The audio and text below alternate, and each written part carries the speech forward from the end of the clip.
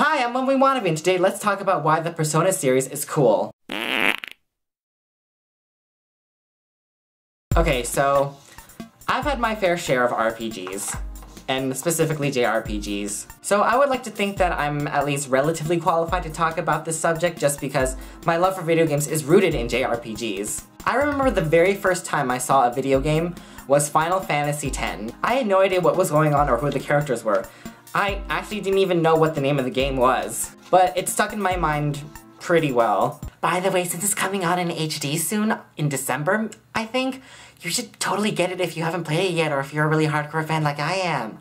But yeah, anyways, I'll probably be able to share my actual video game origin story in another video. What I'm trying to say is that out of the many games that I've played, Persona 3 and 4 have had a pretty big impact on my life. And I thought it would be interesting to talk about because most of the time, people see games as just a form of escape, some form of procrastination, something that's not really productive or anything beneficial to you. And I used to think that too, but after playing these games in particular, I would definitely argue against that. So, what sets these two games apart from all the other ones? I'm gonna tell you. To put it in a nutshell, it's the themes that they tackle. Persona 3 deals with death and suicide, while Persona 4 deals with self-acceptance.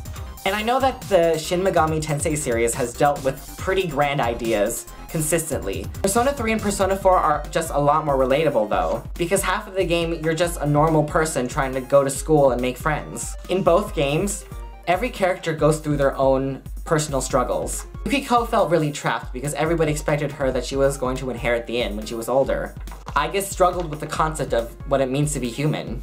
Akihiko had to learn that power isn't everything you need to protect the ones that you love. And Kanji just felt really ashamed of his quote-unquote lack of masculinity because of his love for the arts and crafts. And Naoto, yet another fan favorite, learned to be okay with the fact that she's a girl. In Persona 3, Nyx was coming to the world because everybody was subconsciously craving for Death's release. Death's release. Death's release. That can be really hard to say sometimes. In Persona 3, we find out that Nyx is coming to the world because people are craving for Death's release. And in Persona 4, we learn that shadows are a suppressed part of ourselves. And I believe that each and every one of us have had similar struggles at one point or another. I can definitely say that I have.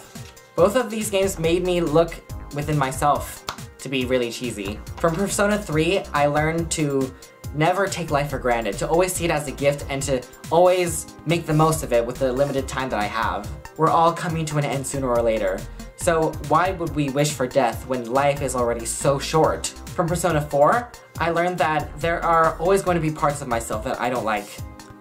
But the fact is, I have to accept them, because both the good and the bad parts are really important parts of who I am. And it's only when you acknowledge those bad parts of yourself that you're ashamed of, that's when you can change and grow stronger.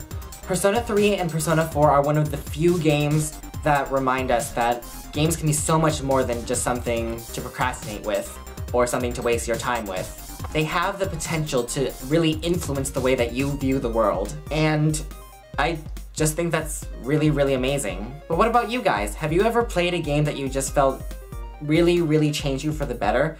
Let's talk about it in the comments below. So yeah, I think that's it. Thank you so much for watching. I really appreciate you. And make sure to come back next week because I'll be posting another video so we can talk about more gamer stuff. Alright, thanks guys. Bye!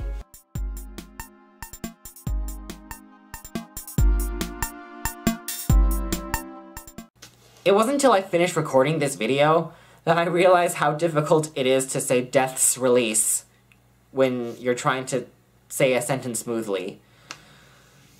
English, guys. English.